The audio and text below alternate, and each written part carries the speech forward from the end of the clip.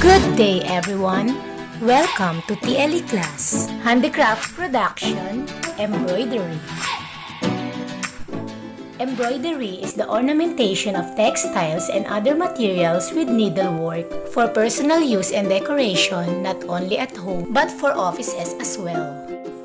The term embroidery is an English word derived from the Old French embroiders, meaning edge and border. Embroidery was introduced into the Orient by the Netherlands in the 15th century. It was brought by the Spaniards into the Philippines, where it has made a wonderful growth.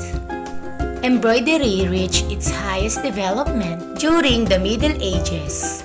The nuns in the convents were the first to make articles with embroidery work during their leisure time. Since then, it became so popular that women started to enjoy it, creating designs of their own.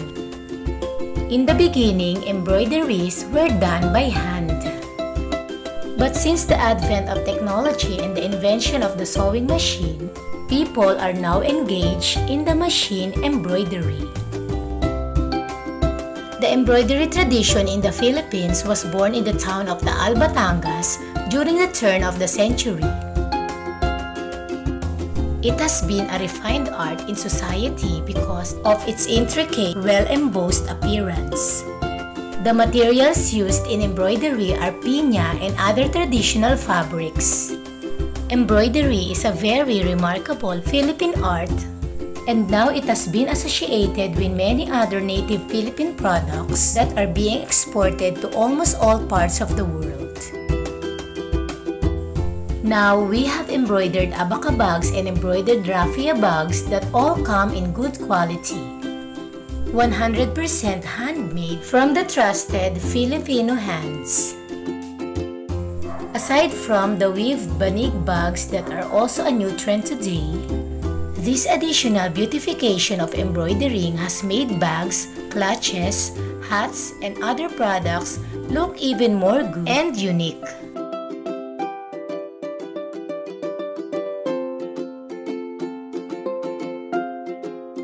Embroidery work is best achieved if correct tools and materials are used.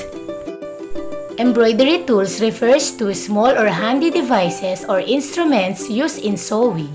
Here are the basic tools used in embroidery and its uses. Tape measure. It is used for measuring more than 1 foot distance or materials.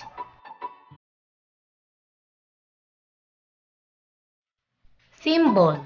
Made from metal or plastic. Protect the middle finger and push the needle while doing your embroidery work. These come in sizes 6 or small to 12 or large. Embroidery hoop or stiletto. It is made of wood, bone, metal, or plastic used to make eyelets in the fabric to be embroidered. It is also used to keep the fabric stretched while embroidery stitches are applied to the design. Embroidery scissor.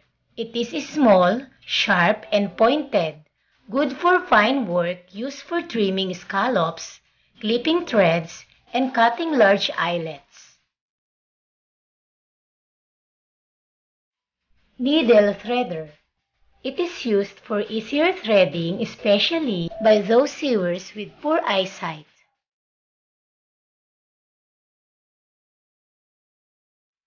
Embroidery needle. It is a short piece of steel with a fine point at one end and a little opening or eye at the other. Crewel needles. These are needles with sizes 1 to 10. They are sharp-pointed, medium length, with large eyes for easy threading. They are used for most standard embroidery stitchery. Chenille needles. These are needles with sizes 13 to 26. They are also sharp-pointed needles but are thicker and longer and have larger eyes. They are types of needles appropriate for embroidery that is worked with heavier yarns. Tapestry needles. These are from sizes 13 to 26. They are similar in size to chenille but are blunt rather than sharp.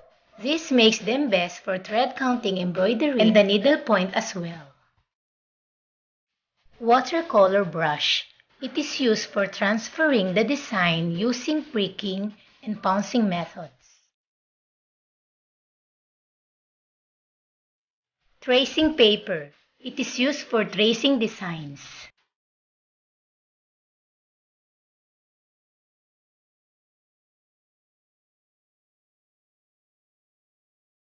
Sewing box. It is used to keep together the embroidery tools and materials.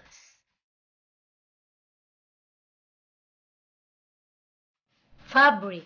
It is sometimes referred to as cloth, are of great variety and they differ in material, weight, weave, design, color, and finish.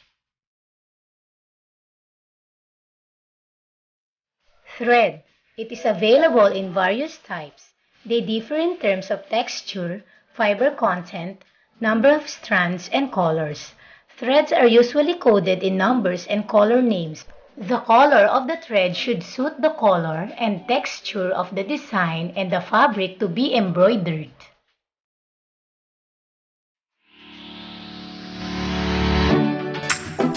Thank you for watching. I hope you have learned something today. See you on our next lesson.